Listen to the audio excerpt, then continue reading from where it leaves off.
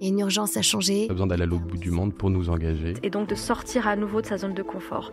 Il me semblait qu'il y avait quelque chose d'injuste. C'est un métier qui demande du temps. De l'empathie, c'est dur. C'est dur, mais c'est tellement gratifiant de faire des... À la fois c'est génial et à la fois ça nous terrifie. S'engager, c'est prendre ses responsabilités. Et puis il y avait l'idée aussi de montrer un exemple. Et lâche rien, fonce et avance, quoi.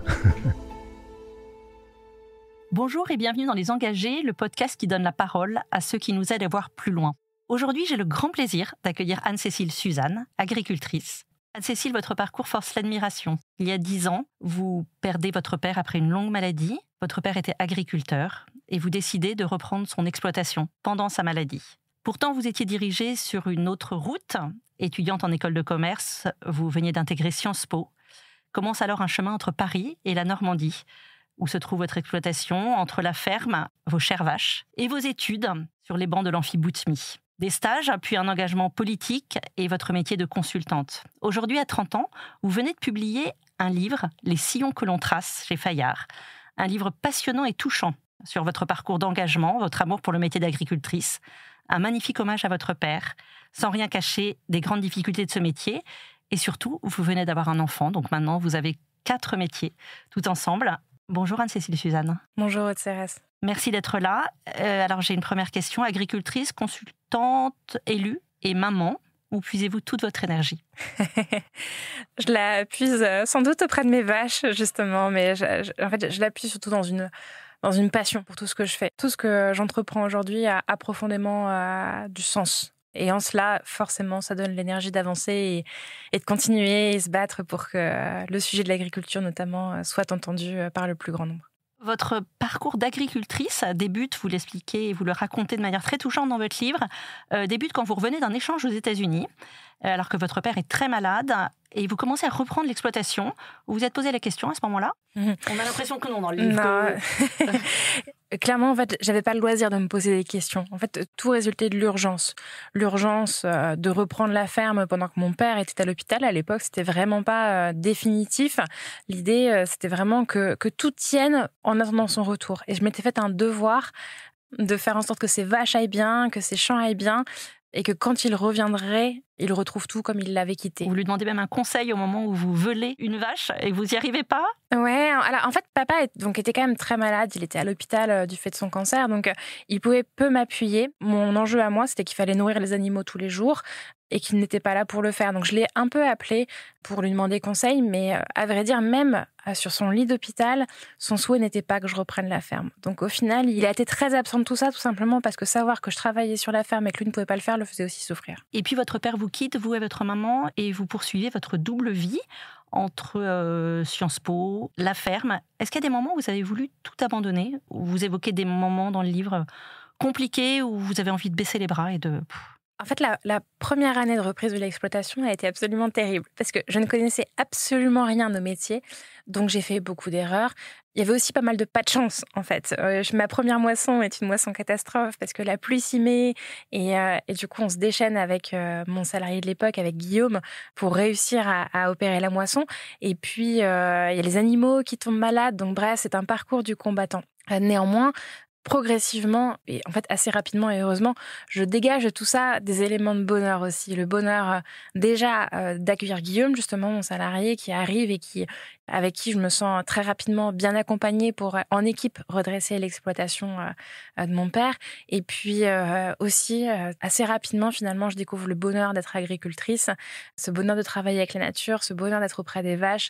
Ça change ma vie dans un côté terrible, mais très puissant et de bonheur à la fois. Qu'est-ce qui vous émeut dans la tenue de l'exploitation? La beauté des champs, la naissance d'un veau? Je crois vraiment que c'est le contact des animaux qui est la première source d'émerveillement pour moi quand je reprends l'exploitation, et encore aujourd'hui, le fait de côtoyer les vaches au quotidien, de les admirer, en fait, avoir ces comportements familiers les unes avec les autres, et puis effectivement le bonheur de voir un veau naître, cette vie en fait qui arrive au monde et qu'on a la chance de voir en tant qu'éleveur, ça c'est fabuleux, et je raconte dans le livre, effectivement, plusieurs naissances, parce qu'il n'y en a pas une qui ne m'aura pas marqué. On ne peut pas rester indifférent à cette beauté-là. Et la beauté de la naissance d'un animal, c'est la beauté de la vie, et ça, on le retrouve dans les champs, au travers de la vie végétale, et puis, encore une fois, de la vie animale, les animaux sauvages. Et c'est vrai que j'en parle beaucoup aussi, parce que tout ça, à la fois, est facteur d'émerveillement. Vous défendez l'élevage, vous défendez vos vaches. Est-ce que dans la situation actuelle, vous avez un motif d'espérer sur la réglementation, la situation économique ? Alors, la raison pour laquelle, notamment, c'est pas la seule, mais j'ai écrit ce livre, et la raison pour laquelle je m'engage au quotidien sur l'agriculture, c'est en particulier pour sauver les vaches de France, parce que l'élevage bovin est l'une des productions agricoles les plus menacées par manque de rentabilité. Je ne sais pas si, dans l'actualité, on voit aujourd'hui un facteur d'espoir. En tout cas, moi, je crois vraiment que la France perdrait beaucoup à perdre ses élevages, parce qu'elle perdrait ses prairies, elle perdrait ses paysages fabuleux. Elle perdrait aussi toute cette vie, parce qu'on parle beaucoup de la mort des animaux d'élevage, mais c'est avant tout une vie qui dure des années. Moi, mes vaches, elles vivent 10 ans sur l'exploitation, et je ne vois pas de quel droit on leur interdirait de vivre cette vie-là sous prétexte qu'à la fin, elles mourront.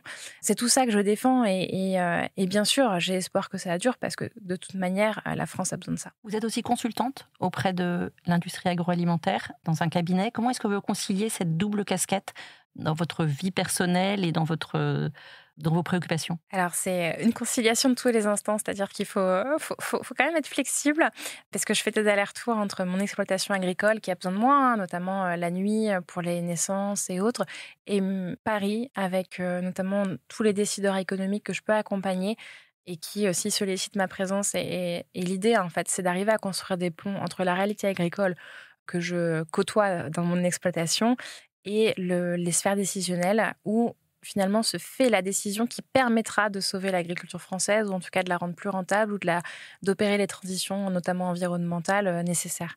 Donc j'accompagne ces décideurs pour qu'en fait, ensemble, et grâce à eux, on arrive à créer des filières qui soient plus rémunératrices pour les agriculteurs, à créer des filières qui permettent de financer, par exemple, le maintien des prairies, qui sont un gros réservoir de biodiversité, ou travailler pour permettre à ces entreprises-là de encore trouver des agriculteurs dans 10 ans, parce qu'elles ont besoin de ces agriculteurs pour remplir leurs rayons, pour fabriquer leurs produits, et donc les intérêts convergent. Ces ponts entre les décideurs économiques et la ferme, vous les créez comment ? Vous les invitez sur place ? Alors, ça m'est arrivé de les inviter sur place.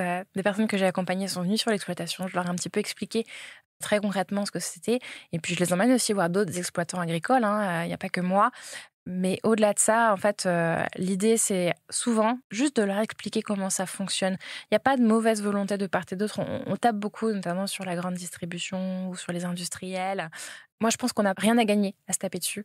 Je pense qu'on a beaucoup à gagner à parler ensemble et à parler le même langage. Donc déjà, rien que le fait de leur expliquer, en général, ça fait beaucoup avancer les choses. Donc voilà, je suis vraiment dans la construction. Et c'est pour ça que quand on parle de colère agricole, pour moi, alors bien sûr, il y a de la colère, bien sûr, il y a des réactions viscérales qui se créent. Moi, quand j'écris des tribunes, notamment dans les médias sur l'agriculture, c'est toujours issu d'une réaction un peu viscérale à un truc qui m'exaspère. Mais avant tout, tout ça doit se faire dans la construction et donc dans le dialogue. Parce que vous parlez de tribune, en plus de votre activité, de vos 4 casquettes, vous racontez dans votre livre que vous aimez écrire et que votre mari vous a poussé à écrire aussi.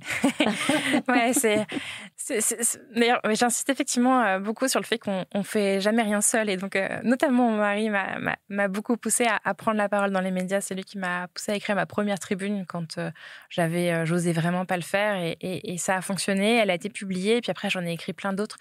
Et c'est vrai qu'écrire, en fait, pour moi, c'est un moyen facile d'exprimer une opinion ou une réalité qui me tient à cœur. C'est plus facile pour moi que de prendre la parole dans les faits, donc je le fais assez résolument. Et ce livre, en fait, l'idée, c'est d'arriver à poser vraiment, au-delà d'une tribune qui fait souvent 4000 caractères, donc c'est très court, poser mes idées, poser mon amour pour l'agriculture, mais en toute réalité, c'est-à-dire en le décrivant de façon assez neutre quand même, assez réaliste en tout cas, la manière dont ça fonctionne, avec des beautés mais aussi des travers. Est-ce que dans le milieu des agriculteurs, le fait d'être une femme vous a parfois posé des problèmes ? Vous avez mis du temps à être reconnue. Vous expliquez que la première moisson, qui justement était très difficile, vous avez fait gagner vos galons d'agricultrice. Oui, exactement. Je sais pas si c'était être une femme, être jeune, être issue de la ville. En tout cas, c'est vrai que j'ai eu beaucoup de mal à trouver ma place. Et encore aujourd'hui, je Je pense que je suis toujours un petit peu à côté du milieu. J'appartiens pas complètement au clan des agriculteurs, tout simplement parce que mon profil est atypique et tout est fait un petit peu de profil type dans ce métier-là, comme sans doute dans tout. Donc oui, ça a été difficile d'être crédible auprès des autres agriculteurs, mais aussi auprès des organismes financiers. Je décris pas mal ces combats-là aussi parce que ça a été quelque chose. Donc, être une femme ne m'a sans doute pas aidée dans la vie économique, dans les relations avec les banques et autres. Ça m'a en revanche beaucoup, beaucoup aidée dans les médias quand j'ai voulu exprimer mes idées. Parce que des femmes agricultrices, il n'y en a pas beaucoup. Des femmes agricultrices qui prennent la parole, il y en a encore moins. Et des femmes agricultrices de moins de 30 ans, il n'y en a pas beaucoup, sachant que je crois que la moyenne d'âge, plus de plus de 50 ans chez les agriculteurs. Pour revenir à la grogne, comment vous l'expliquez ? Alors, moi qui prends la parole depuis quand même un certain nombre d'années maintenant sur les sujets agricoles, j'ai vraiment eu le sentiment que les agriculteurs étaient très peu écoutés. Et donc moi, quand je parlais, j'avais parfois l'impression de parler un petit peu dans le vent. Il y a même des médias qui m'ont fermé leurs portes quand je parlais d'élevage, alors que même que, honnêtement, j'estime en parler de manière très raisonnable et raisonnée, en tout cas j'espère. Donc, c'est dire en fait si c'était difficile d'être agriculteur et d'essayer de faire comprendre ces problématiques ces derniers temps. Donc, à mon avis, la grogne générale qui s'est installée, c'est d'abord le résultat d'années de mauvaise écoute. Donc, c'est un peu l'ultimatum aujourd'hui que les agriculteurs font aux décideurs politiques. C'est en tout cas comme ça que je l'interprète. Et derrière, il y a un sujet global de manque de revenus.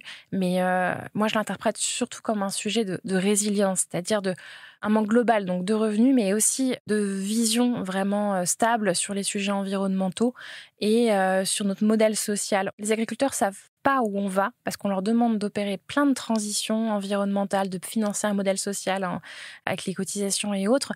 Et en même temps, on leur donne pas de visibilité sur le revenu qu'ils peuvent attendre et donc sur les moyens qu'ils auront pour opérer ces transitions-là. Et ça, c'est profondément anxiogène. J'en viens à la question rituelle des engagés, qui est: si vous étiez à ma place, quel engagé inviteriez-vous ?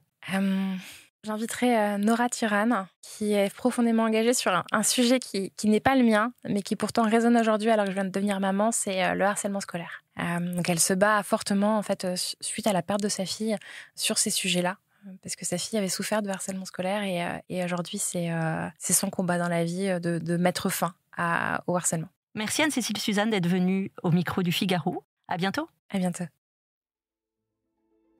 Merci d'avoir écouté ce podcast. Je suis Aude Cérès, rédactrice en chef au Figaro. Vous pouvez nous retrouver sur Figaro Radio, lefigaro.fr et toutes les plateformes d'écoute. Si vous avez aimé ce podcast, n'oubliez pas de vous abonner et de donner votre avis sur Apple Podcasts et Spotify.